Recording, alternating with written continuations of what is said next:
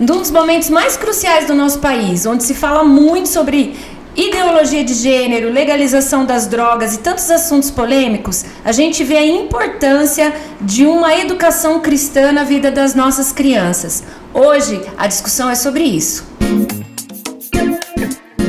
Muito bem-vindos a mais um Abacast. Gente, hoje a gente vai falar sobre educação cristã, uma temática super importante para essa realidade que estamos vivendo agora, num momento político de decisão de novos governantes.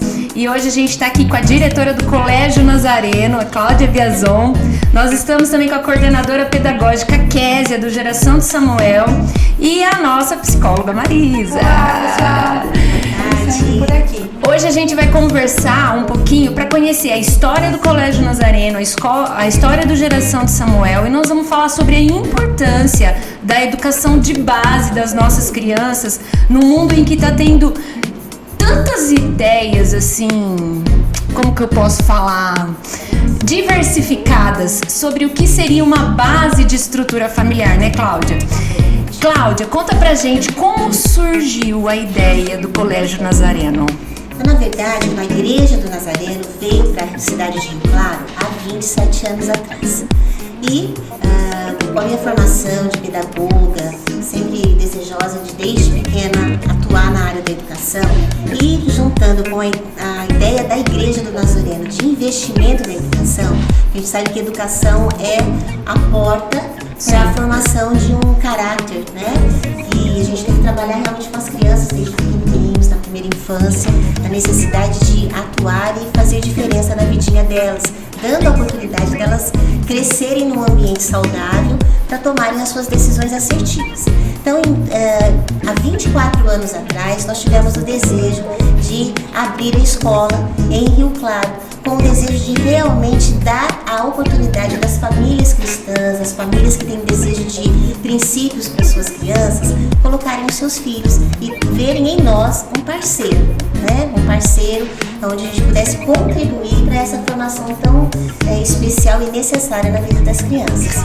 Muita diferença de 24 anos atrás para hoje, né, a educação. Com certeza. O público, os pais, as famílias, eu acho que são desafios constantes, né? Eu vejo isso assim, porque eu, na minha época de aluna, hoje a Manuela como aluna, meu Deus, que diferença de mundo é esse? Gigante, né? Gigante. Realmente lidar com a educação é precisar estar constantemente antenada, né, ligada no que está acontecendo por aí. Porque tem coisas, assim, marcos que a gente não pode mexer, né? Que são coisas tradicionais, que são coisas, nem diria tradicional, mas são marcos realmente que são especiais e que não se muda. Não. Né? Que é o que nós falamos da palavra de Deus. O desejo da escola é trabalhar a parte pedagógica de uma forma muito forte, proporcionar para os nossos alunos condições de futuro, crescimento, né, poder estar no mercado de trabalho, mas principalmente ou concomitantemente trabalhar a parte espiritual, não é? E por isso que a nossa base, né, do colégio ensina a criança no caminho que deve andar, e quando for velho não se desviará dele. Provérbios 23:6. E hoje a realidade das crianças, principalmente pós-pandemia, a gente vê uma diferença enorme, porque eles foram muito afetados pela tecnologia, né, por ficarem em casa, perderam aquela rotina de estudo, porque estudavam assim, à vontade, tinha televisão, muita sala, coisa distraindo. Então realmente hoje é um outro perfil e que a gente tem aprendido a trabalhar, né? Porque realmente é uma construção de um novo tempo. E como educadores, né, a gente precisa estar ligado nisso, não perder os marcos, mas caminhar, né? Sim. Previamente a gente estava falando até disso, sim, né? Que do trabalho da posição das crianças com relação à pandemia, né, Marisa? Sim, a gente pode pensar assim, atemporalmente a educação ela é fundamento. Né? Desde o tempo dos nossos avós, bisavós, até os tempos atuais, a gente está falando de marcos, eu acho que isso não muda. A educação ela é um fundamento importante para a nossa constituição enquanto ser humano, especialmente a educação na primeira infância, né? Porque depois, a partir dessa educação que a gente vai conseguir construir nosso juízo de valor sobre o mundo, sobre o outro, sobre as percepções que a gente tem na vida. Mas a questão é, considerando esse avanço desenfreado que a tecnologia trouxe para as nossas crianças, em todos os sentidos, avanço de falta de limite, avanço da desregulação afetiva familiar, porque hoje as famílias deixam muito mais tempo no celular, enquanto a mãe está cozinhando, a criança está no celular, está brincando. Diferente de antigamente, que enquanto a mãe estava cozinhando, a criança estava mexendo no armário de panelas, estava tirando as compras do armário. Hoje um tablet e um YouTube resolve essa questão. Então nós estamos falando de um desenfreamento nessa questão da tecnologia, mas que também teve pontos positivos. O acesso à informação. Hoje os pais têm condições de educar os filhos com mais assertividade, mais amor, porque eles têm acesso a informações sobre isso. Tem estudos sobre isso. Como que um colégio de educação cristã consegue hoje, dona Cláudia, associar essa questão do lado contrário e perverso da comunicação e também saber tirar um bom proveito para conseguir impulsionar o desenvolvimento das nossas crianças? A gente está construindo esse novo ensino, porque na verdade nós não temos como tirar mais a tecnologia das crianças. Faz parte, né? Faz parte. E ao mesmo tempo a gente precisa ensiná-las a usar a tecnologia de forma positiva, porque a gente tem acesso a tanto ensinamento, hoje qualquer dúvida que a gente tem, põe lá no Google e a gente tem algumas informações. Só que a gente precisa ensiná-las a saber discernir o que é bom e o que não é, o que realmente se trata de um conteúdo adequado, saudável, e aquilo que não é. Isso é fácil? Não, não é. Outra coisa são os professores, né? Nós fomos formados de uma forma totalmente diferente. Não fomos formados para estarmos à frente de um computador, direcionar as crianças, mas não há necessidade disso, a gente tem aprendido isso. O que cabe ao professor? A gente ser o curador do conteúdo, a gente mostrar para eles o que realmente, olha, esse conteúdo é importante, isso aqui você vai usar para a sua vida. É muito importante que a gente dê significado para os conteúdos, porque hoje as crianças são muito questionadoras. Sim. Né? E às vezes a gente se pega assim com a calça curta, porque eles questionam mesmo. E muitas vezes nos faz refletir de falar, peraí, realmente, porque antigamente eu aprendia matemática e eu falava, pra que eu vou usar isso na minha vida? Exato. Realmente tem coisas que eu nunca usei, né? Mas hoje nós aceitávamos isso e acabou. Hoje não, as crianças querem o porquê. Por quê? Porque elas estão constantemente aí rodeadas de coisas que vão dando significados. E se nós não dermos significado para aquilo que realmente tem significado, elas vão entrar por caminhos aí de youtubers, buscar de outras formas. de influencers. Vai se redirecionando. Que vão oferecer alguma coisa que na verdade não é aquilo que é saudável, aquilo que realmente vai fazer diferença. Então, no papel do professor, é realmente a gente fazer essa curadoria. E, olha, eu nunca fiz um cordel. Você já fez? Já escreveu um cordel? Não. Você já quer? Você já? Não. Mas eu preciso ensinar o que é cordel. Então, a mesma coisa com relação à tecnologia. Eu, como professora, eu não preciso saber dominar tudo aquilo a respeito da tecnologia, porque isso eles sabem. Eles nasceram nessa mundo, geração. Nessa Eles geração. ensinam, né? Então, o que nós precisamos é direcionar. Então, vamos usar isso de uma forma positiva. Filtrar, Né? Os trabalhos que antigamente a gente tinha que fazer lá escrevendo, a gente tinha que fazer... Hoje não, tem quase tudo pronto, né? Tudo pronto. Então, o que a gente pode? Eles podem fazer um podcast, eles podem fazer um vídeo, né? Gravar um vídeo. Então, usar essa facilidade que eles têm para entregar pra gente aquele mesmo conteúdo, né? Só que agora com significado e realmente de uma forma que vai ser aproveitado por eles, que vai dar sentido para eles, que eles vão gostar da escola. Eu vejo a Manu e o Miguel, o jeito que eles se desenvolvem com relação tanto à tecnologia quanto ao domínio do estudo. Eu vejo tanta diferença, assim, com relação à educação, com relação a outras crianças que eu convivo, porque a gente vê, eu sou suspeita, tá? Minhas crianças estão lá desde 2 anos de idade, né, Cláudia? Desde bebezinho. E não vem falar, né, Zica, que eu tô puxando o saco, que não é. Mas eu vejo a diferença que é o cuidado com relação a outras crianças que eu convivo com essa técnica que o Colégio Nazareno tem com as minhas crianças com relação à educação na parte da tecnologia. A Manuela ganhou um celular agora. Ela nem pediu para levar no colégio. Ela pôs na minha bolsa e falou assim, mãe, eu não posso levar no colégio. pego depois. E tipo, eu não falei pra ela, não pode levar. Então ela já sabe como que vai ser o desenrolar lá dentro do colégio e ela lidou isso numa boa. É gostoso de ver como que as crianças se desenvolvem. Eu não chamei a Késia pra falar, gente. A Késia trabalha com crianças da primeira infância. 0 a 6 anos, Késia, mas você é pedagoga também de formação, pós-graduada, e chegou aqui para trabalhar com um contexto bem diferente, que é um programa social, onde a gente trabalha com, hoje está com quase 50 crianças, mais ou menos, crianças que são de todas as classes sociais também, mas são crianças que precisam de uma atenção gigante. Quais são os maiores desafios com essas crianças hoje, principalmente com as famílias, né? O maior desafio são as famílias. Eu acho que o que a gente estava falando agora é muito claro no projeto. A gente, como atende essas diversas classes, tem muita disparidade de quem vem de um colégio particular com outro embasamento e as crianças que estão chegando da rede pública. A gente sente essa diferença porque é um solo preparado diferente. Então a gente precisa, e é o que a gente tenta aqui, é reparar o que falta, de tentar igualar todo mundo no mesmo ponto. Mas não é fácil, porque normalmente as crianças que vêm sem essa base, que é a educação cristã, que são os princípios, porque a gente não está falando de religião, a gente está falando de princípios e valores.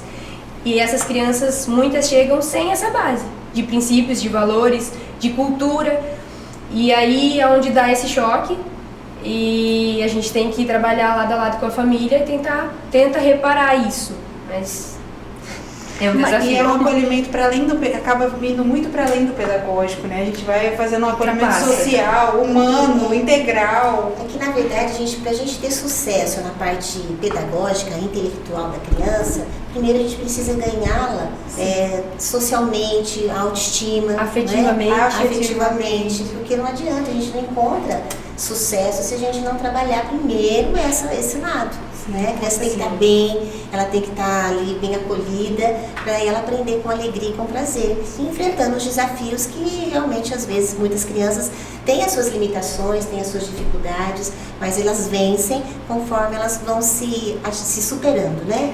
Eu vejo que as famílias muitas vezes colocam também, é uma coisa que a gente estava conversando, né? Colocam no colégio ou colocam numa instituição cristã, pensando que a gente vai discipular as crianças necessariamente na nossa religião. E uma das coisas que você estava falando é que não é um estilo de vida, né, Cláudia? Não é uma questão de que a criança ela vai ser discipulada para ser nazarena. Não é isso. Mesmo porque dentro da escola e dentro do Geração de Samuel tem crianças de outras religiões, não é? Com certeza. A escola é aberta, né? A escola é para todos, é para toda a comunidade. Aliás, o que é gostoso na escola é essa diversidade, né? De diferenças culturais e familiares. Agora, a gente sempre tem que lembrar que, na verdade, a educação vem da família. A criança tem a sua identidade familiar. E a escola, na verdade, a gente criou a escola justamente para ser uma parceira.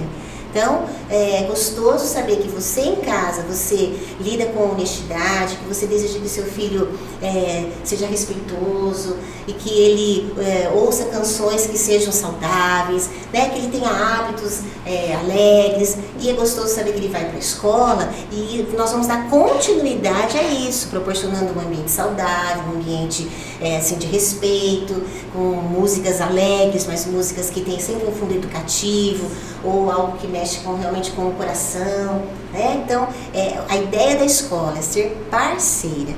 Nós não falamos de igreja, nós falamos sim da palavra de Deus, de princípios da palavra de Deus, que nós cremos que são princípios que são assim excelentes no sentido de nos fazer tomar escolhas assertivas. O que a palavra de Deus nos ensina, se nós realmente seguirmos, nós vamos conseguir ser felizes, mesmo em meio a lutas, mesmo em meio a dificuldades, mesmo em meio a esse mundo louco que a gente está vivendo. Sim. Né?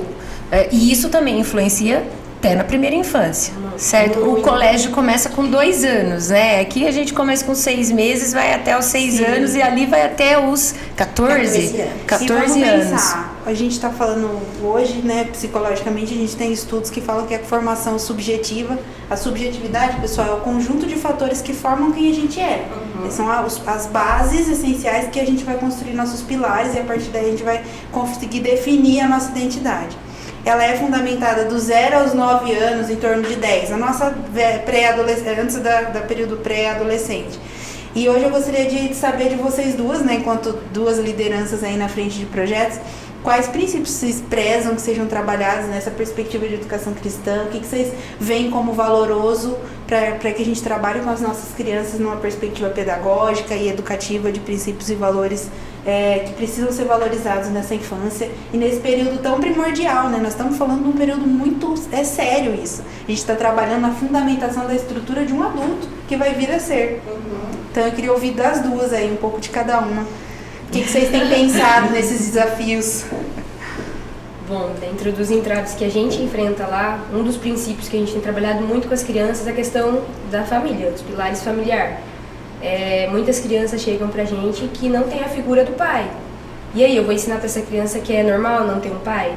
Porque não faz parte da realidade dela? Não, eu vou ensinar que é certo ter um pai. A gente vai suprir essa figura, a gente vai dar todo o apoio afetivo, emocional que ela precisa, mas eu vou ensinar pra ela que ter um pai, que ser um pai é algo bom, que precisa, para que esse menino não cresça, tá bom, eu não tive um pai, eu também não vou ser um pai, eu vou abandonar os meus filhos também. Então a gente precisa reconstruir a referência que ele tem. Então a família, acredito que é um dos nossos princípios assim que a gente está trabalhando mais em cima, inclusive é um dos nossos objetivos, né? Ensinar a família a ser fortalecimento de vínculo e convivência, né?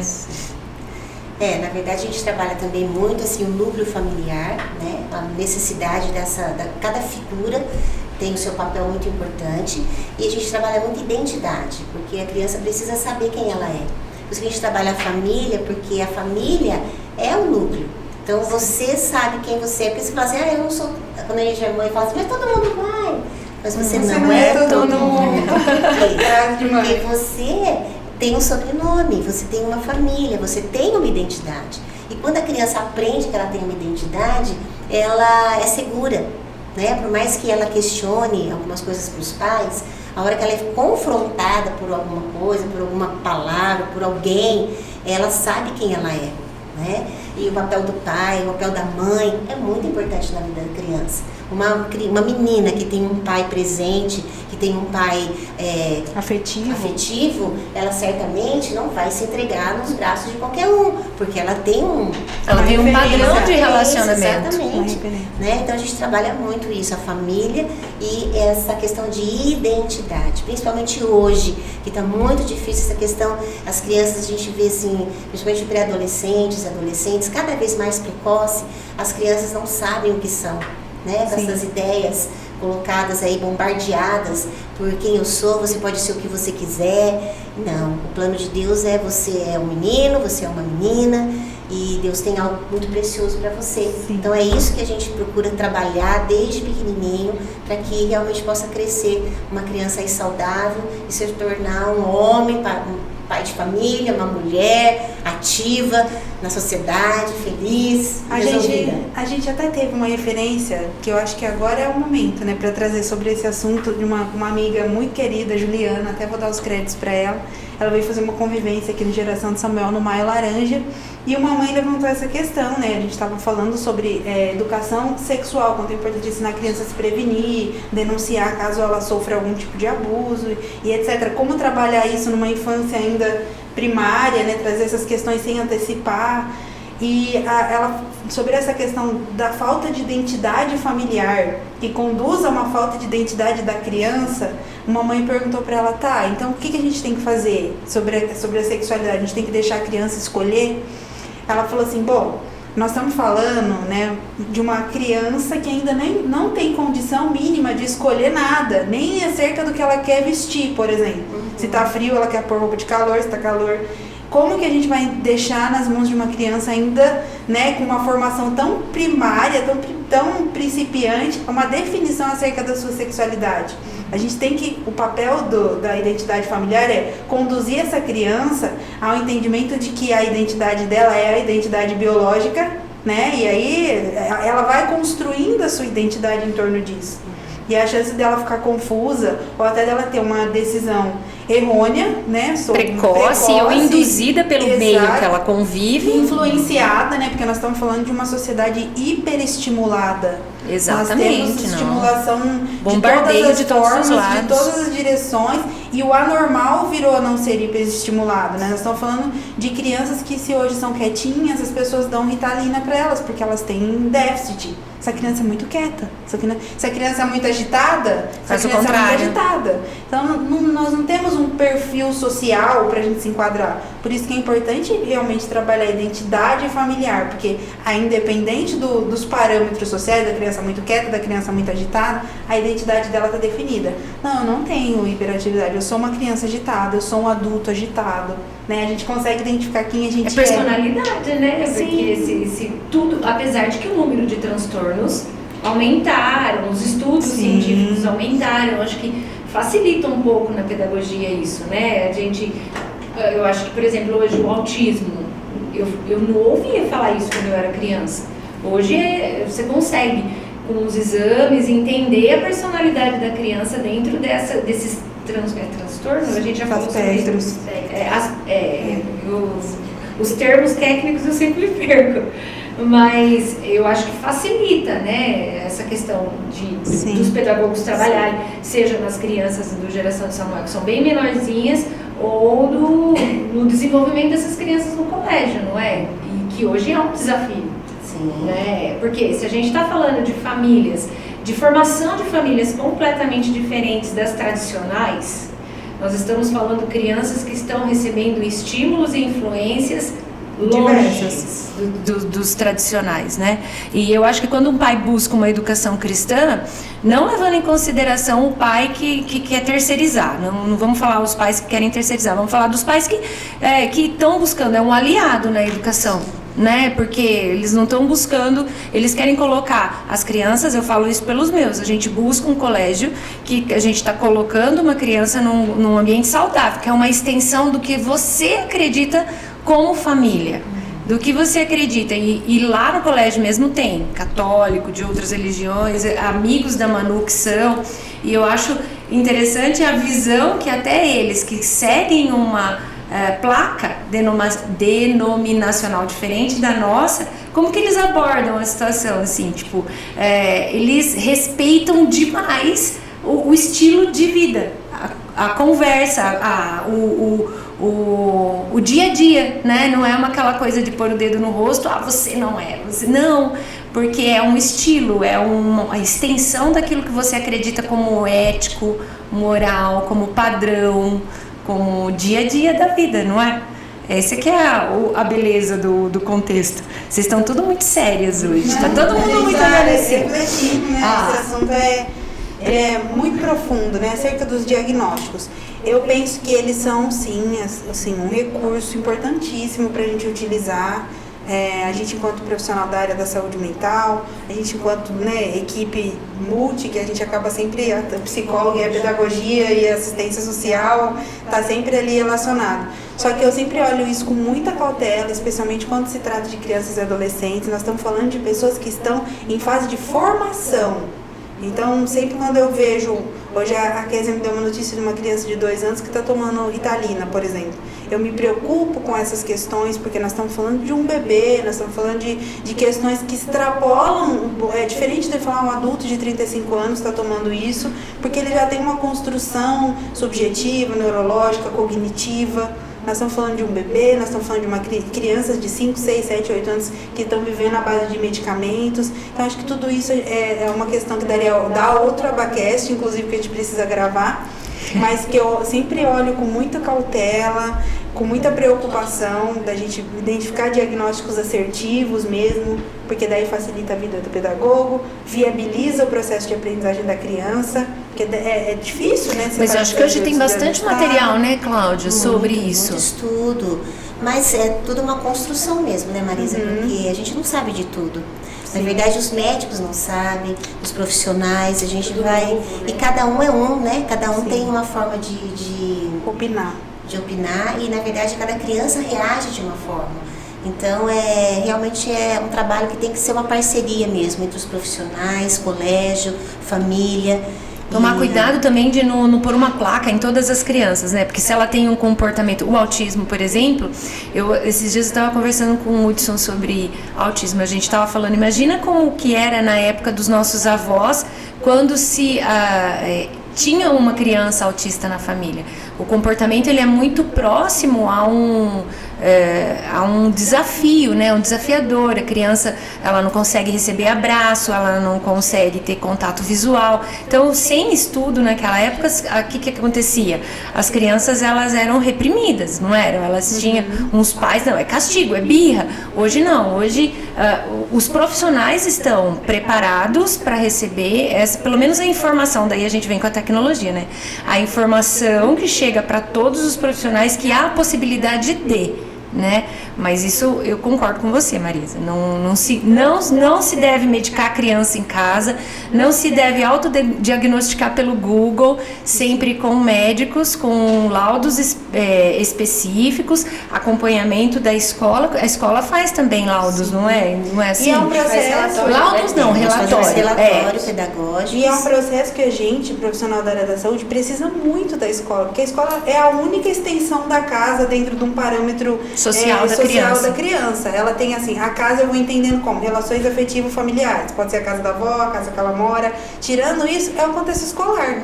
Então a escola é uma referência gigantesca nesses processos de diagnóstico. Nós tivemos uma criança que a gente acompanhava que veio aqui, a terapeuta ocupacional dela, fez uma conversa com a Késia, uma conversa comigo, uma conversa com a assistente social, ela também foi no médico. Então a gente se articula para fazer um diagnóstico, não é assim, vai no médico, facilita para o profissional, facilita para a família e para a criança. Hoje a gente tem conseguido mais acesso, mais parceria nesse sentido, né? Porque há uns anos atrás a gente não tinha essa parceria e os profissionais tinham muito receio, né, de diagnosticar. Então hoje a gente tem esse acesso, postergando, né? Os profissionais têm acesso ao colégio, a gente trabalha muito em parceria justamente visando o bem da criança, né? Sim, visando o bem-estar, não só do aluno que na verdade apresenta alguma dificuldade, algum espectro, mas também os outros alunos, né? Porque todos, como um todo, né? Todos precisam ser acolhidos pela escola, todos precisam ter um ambiente saudável para aprender. Então, não é só olhar para a criança que apresenta, mas também com todo. O professor, que a gente precisa cuidar do professor. Sim. Todo mundo está envolvido nesse processo. Então, por que é importante a escolha de uma escola? Que a gente está falando aqui, a escola cristã, de uma forma mais específica.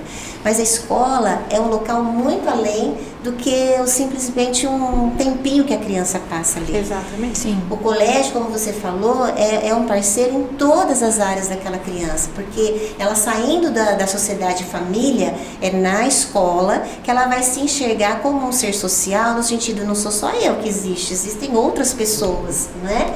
E então a escola, para você colocar o seu filho, que é o seu tesouro, o seu fofinho, você não pode ir pelo valor, você não pode ir só pela estrutura, você não pode ir sem saber o que aquela escola porque defende. É modinha, né? Porque aquela escola é nova, vamos lá colocar. Exatamente, você tem que saber a filosofia de trabalho, se não condiz com aquilo que você crê, porque às vezes a gente tem na escola algumas crianças, algumas famílias que realmente são totalmente avessas ao evangelho. Então a gente vê que elas enfrentam dificuldade no dia a dia. Por quê? Porque a criança está ali e ela é influenciada por pessoas que creem na palavra de Deus, que creem nos princípios da palavra de Deus. Então, é uma vivência, tudo que a gente coloca ali, apesar de estar ensinando pedagogia, está ensinando desenvolvimento cognitivo, a gente está passando princípios de vida. E às vezes as pessoas se chocam, as pessoas, opa, não era isso que eu queria. Ou, nossa, que coisa legal, aprendi, gostei, amei isso daí, eu quero isso para minha vida.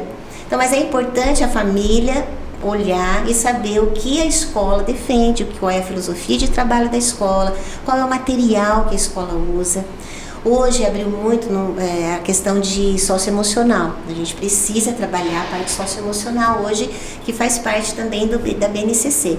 E isso é uma área assim delicadíssima. Muito. Delicadíssima. Se você não sabe trabalhar, dependendo do material que você utiliza, você pode mexer. Desencadear emoções, né, que a escola não dá conta porque de lidar. você cutuca, né, sentimentos, você influencia. O professor ali é um influenciador assim gigante na vida das crianças. Então, é importante os pais observarem que material a escola usa, material didático. Material didático, não existe um material perfeito, não existe. Mas existem materiais que a gente olha os textos, né? Há textos que são importantes. A matéria disciplina a língua portuguesa é uma matéria assim que apresenta muita amplidão na discussão de temas. E se não há temas, não há conteúdo adequado, se não há textos adequados, é difícil, o professor pode enredar por um caminho que vai influenciando a vidinha das crianças, a mente das crianças, e isso desde pequenininho, seja no Fundamental 1, que é de 1º ao 5º, seja no Fundamental 2, né? A gente tem visto quanto que professores têm sido usados ou têm se permitido ser instrumentos de influências e que não são às vezes muito positivas, né? A gente tem visto. Acaba usando o conteúdo que era para ensinar as matérias, as disciplinas para as crianças para passar ideologias pessoais, né? Doutrinas. E deturpando a criação. Então é importante, nós como uma escola cristã, nós prezamos por isso. Cada material que chega nas nossas mãos, nós analisamos com detalhes. E se há textos que porventura realmente não condizem com aquilo que a gente acredita que seja saudável para a criança, nós não deixamos de trabalhar o conteúdo, mas nós trocamos os textos, nós trabalhamos coisas que realmente vão ser saudáveis para eles. A gente tem essa liberdade, né? Porque o livro não é a Bíblia, que é a regra de fé. Ele é um norteador. Então é importante que a família tome cuidado com isso, preste atenção nisso, porque às vezes a gente vê as famílias nem sabem do que se trata, que material teu filho está usando, não sabe. Acompanha, né? Vai na onda, vai na conversa de pessoas que estão falando que não são conhecedores, que não são educadores, e que infelizmente são levadas, né? Porque senão a gente não conhece, a gente é perdido, fica perdido. A gente leva, se a gente não sabe para onde vai, qualquer caminho nos leva, né? Serve. Agora, Kézia, explica. Agora pra Kézia. O quê? Não, pode falar. Aí, tá vendo? Agora Tá, ficou assim, o quê? Não, eu vou esquecer. Não, vai, pode falar. Na questão do colégio, é uma questão mais pedagógica, até pela questão da faixa etária e do processo, né, de ensino pedagógico. Aqui na Geração de Samuel é uma pedagogia mais primária, né, pela questão de serem mais bebês e tudo mais. E aí eu queria que você trouxesse um pouco da experiência, não que eu não saiba, mas a galera precisa saber, de como que a gente tem trabalhado aqui a questão pedagógica de forma implícita, de forma acolhedora com essas famílias que a gente tem atendido, porque assim, muitas das famílias não têm vínculo nenhum com a nossa instituição, elas chegam via serviços sociais, famílias muito vulneráveis, em situações difíceis, e a gente tem esse desafio, né, de como Sim. que eu chego, como que eu falo, de uma coisa que não é, né, o colégio ainda acaba sendo uma coisa mais direcionada, né, as Sim. famílias escolhem colocar os filhos lá. E aí, aqui as famílias são encaminhadas para cá. É uma escolha, mas é mais assim, ufa, alguém vai me ajudar. É outro tipo de direcionamento. E aí eu queria que você trouxesse um pouco para a galera como que você tem pensado esse acolhimento na questão da pedagogia cristã. Assim posso dizer, né? A gente, como a Marisa falou, a gente não tem um currículo a seguir, como das escolas. Então a gente desenvolve sim as atividades. E uma questão que as meninas têm trabalhado muito esse ano é sequência didática. E uma das sequências didáticas desse ano do Geração 1, que são os maiorzinhos de 3 a 6, tem sido a criação, a Arca de Noé. Eu falei, vamos decidir um tema que dê para todo mundo trabalhar. Vamos trabalhar animais, todo mundo consegue. Mas como a gente vai trabalhar isso? Eu vou trabalhar com os textos bíblicos, histórias bíblicas. Vamos começar com a criação, quais foram os primeiros animais, qual a divisão desses animais. Depois a gente mudou para a Arca de Noé, e nisso a gente vai puxando os interesses das próprias crianças. Tinha um lá que era super arteirinho, mas gostava muito de dinossauro. Tá bom, ele quer falar de dinossauro? Vamos dar um jeito de falar de dinossauro e ir puxando, e eles levam para casa. Tudo que eles são esponjinhas. Tudo que a gente ensina, aí se dá a importância do contexto que eles estão inseridos. Que de cada contato que eles têm, eles levam um pouco. E o que eu mais acho legal é a questão da necessidade do envolvimento familiar quase que obrigatório nas atividades que vocês passam para eles fazerem em casa. Porque eles são bebês. Vocês passaram, meu filho estuda no Geração de Samuel e vocês passaram uma atividade de Páscoa. E a atividade, não tinha como ele fazer aquela atividade sozinha, né? Atividade de lavar os pés dos pais, de ajudar os pais a comerem, dividir ali um momento de refeição. Então é muito bacana essa interação, né, com a família. Lembrando que o Geração de Samuel, ele foi criado em 2016, né? Então o início do projeto foi em parceria com o colégio, com a Carol, não foi? Sim. Então, eu lembro que a Carol veio, cuidou da coordenação quase 1 ano e meio antes dela mudar para Santos, e o colégio é que direcionou. Quer dizer, acaba sendo, quando a gente observa assim, a formação da Igreja do Nazareno, a nossa mantenedora, a mantenedora da ABA, a gente observa preocupação com o cuidado da família, o desenvolvimento da criança, seja essa criança que está num colégio mais particular com relação à educação formal, podemos dizer assim, né, a educação formal, quanto ao cuidado das famílias que são mais vulneráveis e que as mães precisam trabalhar e deixar suas crianças em um ambiente que seja saudável, mas que tenha profissionais que entendam do que está aplicando.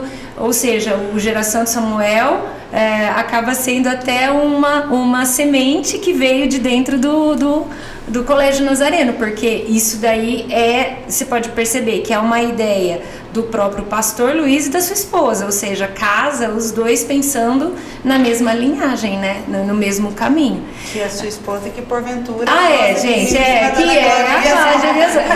eu falo que às vezes a gente está fazendo um abacast tão dentro de casa, porque a gente fala das pessoas e das famílias com uma naturalidade, né, que nem o Colégio Nazareno, está em Rio Claro, no interior de São Paulo, é formado há 24 anos pela pedagoga, esposa do pastor Luiz Henrique Biazon, Cláudia Biazon.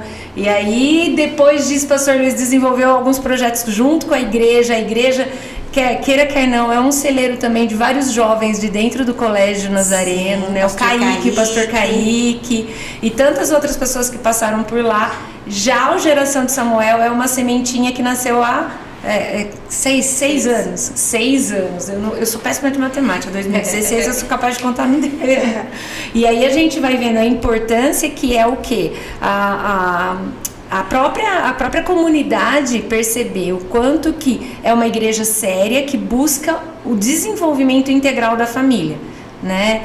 São 24 anos, são 6 anos, mas 24 anos, quantos cidadãos foram formados numa linha de educação mais cuidadosa com a ética e com a moral dentro do padrão cristão? Não, e é maravilhoso a gente ver isso, porque hoje a gente já vê os frutos, né?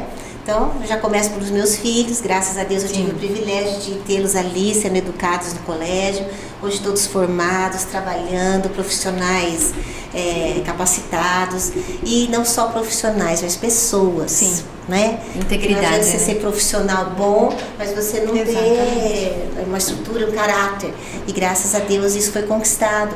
A gente vê o pastor Kaique, tantos que já se formaram na medicina, que vão, o que é gostoso é que a gente cria um vínculo tão assim, pessoal, afetuoso, né? Mesmo. Outro dia foi uma aluninha nossa, passou ali, dona Cláudia, vem dar um abraço.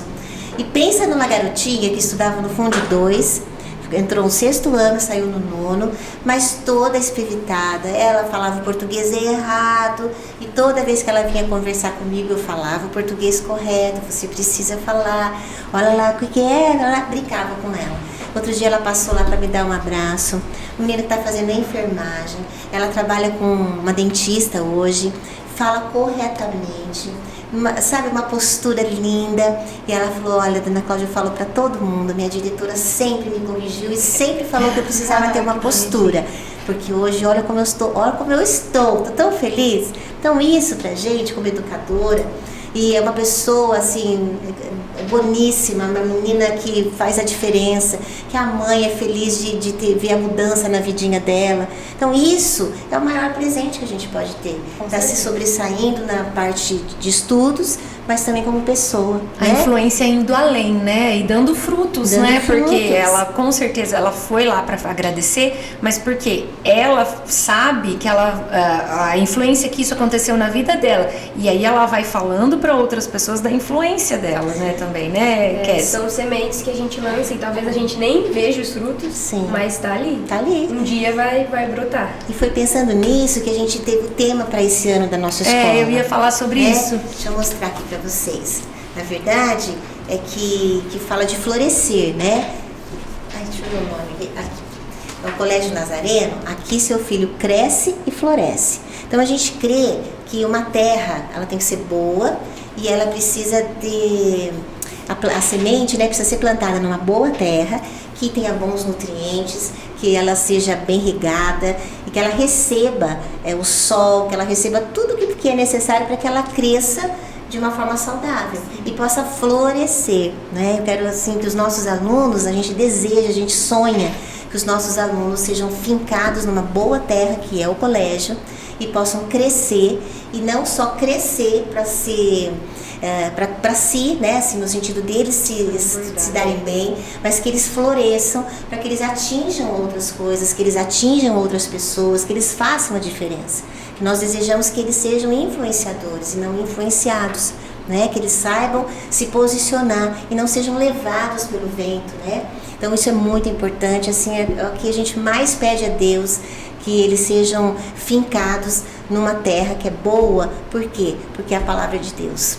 O maior presente que a gente pode dar para os nossos filhos e para as pessoas, para as crianças que a gente tem influência, é levá-las a ter um encontro com Jesus, porque é isso que vai fazer a diferença, né? A gente tem comentado muito que as faculdades hoje têm virado a cabeça das crianças, dos jovens, e realmente o jovem só fica firme se ele tiver um encontro com Deus, se ele souber que há coisas que são muito mais valiosas do que o que as coisas deste mundo aí, vamos dizer assim, essas ilusões oferecem, né? Então só o menino ou a menina só fica firme se ela souber quem ela é diante de Deus. Então esse é o maior presente que, graças a Deus, o Senhor me deu a oportunidade de fazer para os meus filhos e hoje eu posso fazer com as crianças. A gente está falando aqui, né? Mas é do dia a dia, é gostoso que a gente. Aí eu A gente se empolga. Ela tá falando isso, a Erika me deu um livro, Despertar da Leoa. E é muito bonito te ouvir falando isso, porque no livro fala que, independente de não serem nossos filhos, todos são filhos e nós somos mães. Então, não né? tem como, né? Não tem como, né? Eu acho Fecharmos os olhos para esse tipo de coisa. Todos são filhos e nós somos mães. Então, a gente precisa estar no mundo para cuidar. E eu acho É uma sobre graça cuidar. porque, na verdade, a gente trabalha a idade fundamental, por isso que chama, né? Tem a primeira infância e o fundamental, que é a base. E também é o momento em que eles enfrentam as crises, Os dilemas. os dilemas de, né? Nossa, eu dou risada lá com os adolescentes, as Tô entrando coisas. nessa fase já. Ai, não me amo, tudo é feio. Eu não sou bonita, meu cabelo não é legal, né? E é a coisa mais linda do mundo. E tem os conflitos, porque eles estão aprendendo a viver um com o outro e vendo que as diferenças. E uma coisa que assim, é fantástico que a gente trabalha e luta para sempre, todos os conflitos que eles têm, a gente não passa batido.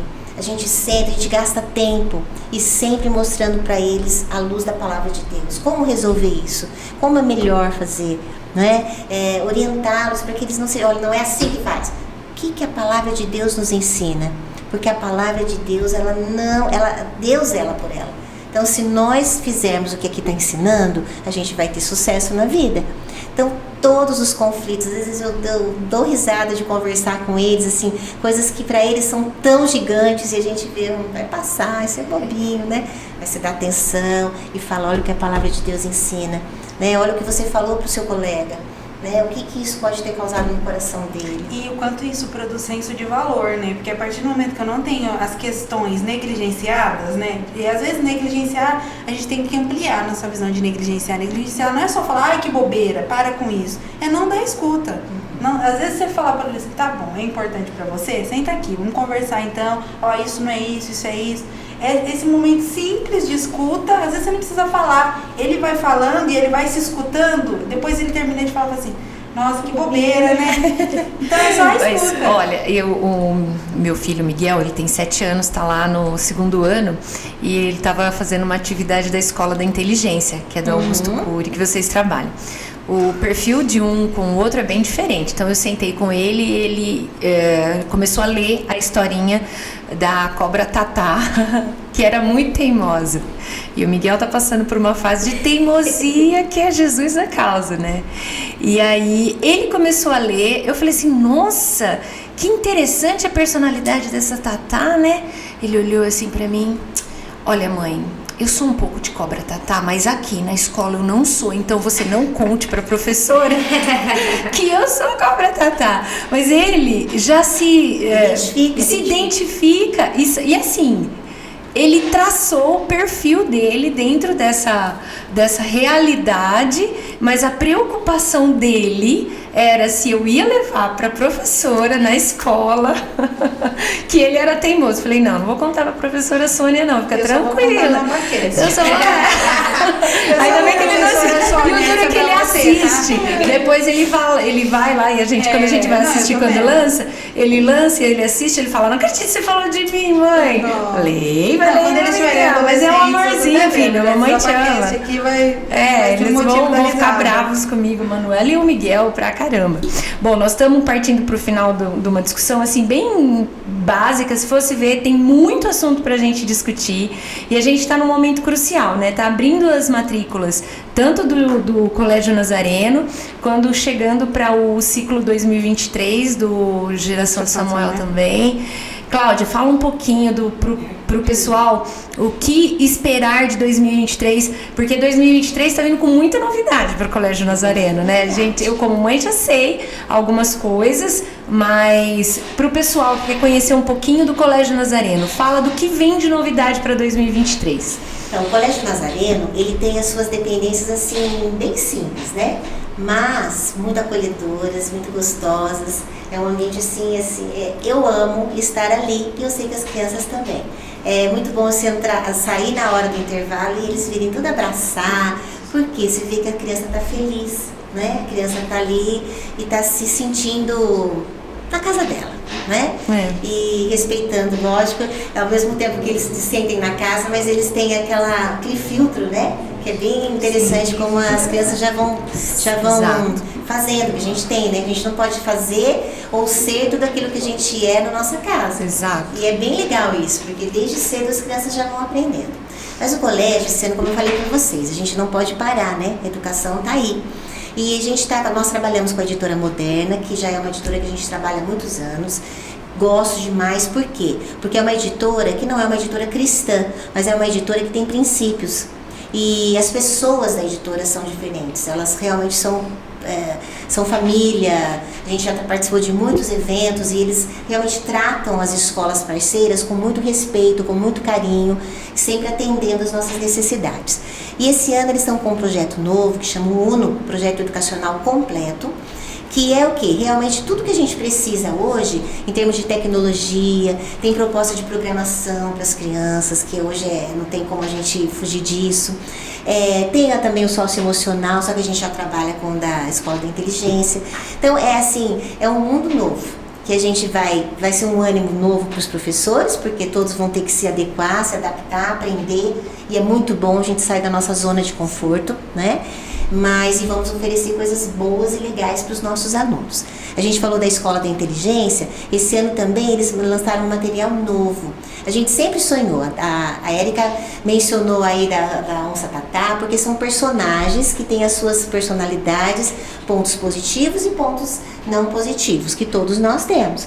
E eles aprendem no dia a dia com histórias a se identificar e a mudar aquilo que precisa ser mudado e a aperfeiçoar aquilo que já é bom. Uhum. Agora a gente vai trabalhar com um material que chama Mestre dos Mestres, que é fazer tudo isso focado na pessoa de Jesus Cristo.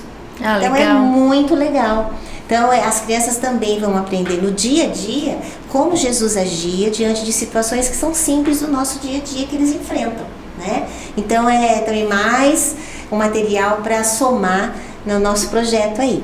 Então, queridos papais e mamães, nós estamos ali com a porta aberta, nós queremos que você vá conhecer a nossa escola, desejamos que o seu filho seja nosso aluno, porque nós queremos criar essa parceria, né? E realmente fazer diferença nessa sociedade que a gente está vivendo. Nós queremos proporcionar um ambiente bom, saudável. Escola cristã não quer dizer que não tem problema. Escola cristã não quer dizer que não tem briguinhas, porque justamente nós estamos ali eles estão ali aprendendo, né? A diferença da escola cristã é que nós direcionamos, né? Nós ensinamos as crianças a lidarem com as suas Nuances, né? De comportamento. Isso, baseado nos princípios da palavra de Deus.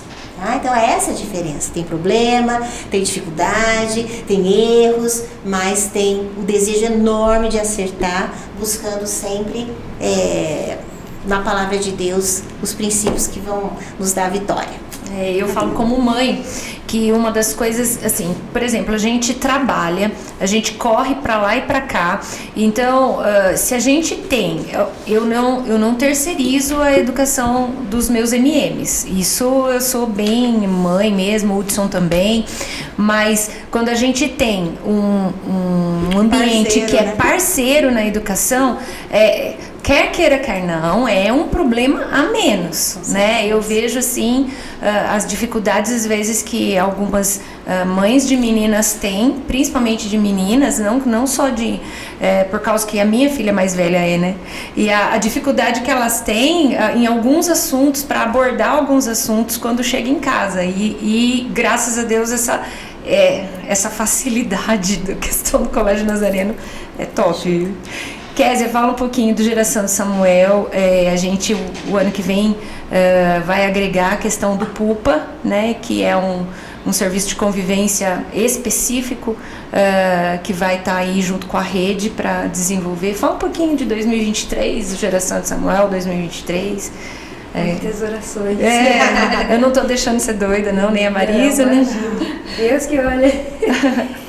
Bom, um dos pedidos nossos, constantemente, nas orações que a gente faz antes de abrir o portão, tem sido sabedoria e estratégias. Porque lidar com a caixinha de surpresa que as crianças estão vindo não está sendo fácil. E a tendência para o ano que vem, a gente não sabe muito bem o que esperar, né? Vão vir muitas novidades, então eu acho que um dos principais pedidos é a sabedoria e estratégias. E força, muita força e energia para aguentar o PUP e o Geração de Samuel junto, e que a gente consiga atender as demandas dessas famílias, né? Porque, como a gente comentou, não é só a criança, não chega só a criança para a gente atender, tem uma família por trás. Inclusive, até um ponto legal de falar a mensagem que eu te encaminhei hoje. A gente preparou o teatro de Setembro Amarelo pensando em uma forma da linguagem das crianças, de passar para as crianças sobre essa ideia do Setembro Amarelo. E aí a gente semeia não só no coração deles, nas famílias também. Hoje a gente teve um retorno muito positivo de uma família que praticamente não participou o ano todo das nossas convivências, dos nossos eventos, e que estava presente no Setembro Amarelo e falou assim, a mensagem falou muito com o meu coração. Outra família falou, olha, não precisa de muita coisa para Deus falar com a gente, um simples teatro para as crianças. Então, assim, esse é um dos maiores desafios e a gente precisa de estrutura. A gente precisa conhecer a palavra para poder passar a palavra. Então, eu acho que a expectativa para o ano que vem é que a gente tenha essa estrutura mais firmada e que a gente consiga transbordar nas crianças. Marisa, quer explicar um pouquinho do PUPA, já que você fez parte Vamos lá. intensa da criação, da ideia do PUPA? O PUPA, pessoal, ele vai ser um serviço de convivência e fortalecimento de vínculos. O Geração de Samuel, ele já foi um serviço criado com essa intenção, né, de fortalecer vínculos das crianças com as famílias, de cuidar das crianças num ambiente saudável, enquanto as famílias possam trabalhar com o coração tranquilo de que esses bebês estão num ambiente seguro e acolhedor. A ideia do serviço de convivência é ser um adicional, né, trazer um quê a mais de cuidado e de vínculo, trazendo a família para o projeto. A família terá que vir ao projeto, conviver com essa criança, ter um momento de cuidado, porque assim, a criança passa o dia todo aqui, chega em casa, a família tem que cuidar da casa, cuidar da roupa, preparar a roupa para essa criança ir para outro dia, janta. Então acaba que no atropelamento da rotina familiar não tem vivência afetiva. O objetivo do serviço de convivência e fortalecimento de vínculo PUPA é ter um momento de vivência afetiva e integral da família com a criança. É um momento que a família terá que dedicar para a criança. E nós vamos fazer esse trabalho adicional com as crianças que já fazem parte da geração de Samuel. A gente acha que essa realidade de não ter tempo, aquela coisa, parece que só com famílias que na verdade são Vulneráveis, mas não são. Mas não é real. Sim, não é real. Muitas famílias hoje, a gente luta muito com isso, porque Sim. você falou da lição de casa, né? Quando a gente envia, porque sempre, todo material didático preza por isso, para mandar algumas atividades. E muitas mãezinhas dão um feedback, olha, não tenho tempo, não posso fazer. Como que eu vou fazer? E assim, a mulher tem conquistado um lugar de trabalho e de entrega ao social muito intensivo. E muitas vezes isso tem nos custado, né, a perda de alguns referenciais, inclusive o referencial de que, a partir do momento que a gente tem um filho, a maternidade ela precisa ser o eixo principal das nossas prioridades. O mundo pode esperar, o seu filho está crescendo. Né? A criança não vai esperar, não vai parar de crescer, falar, não, peraí, deixa minha mãe trabalhar, dar conta do mundo, salvar a pátria e depois ela volta. Não, seu filho vai crescer.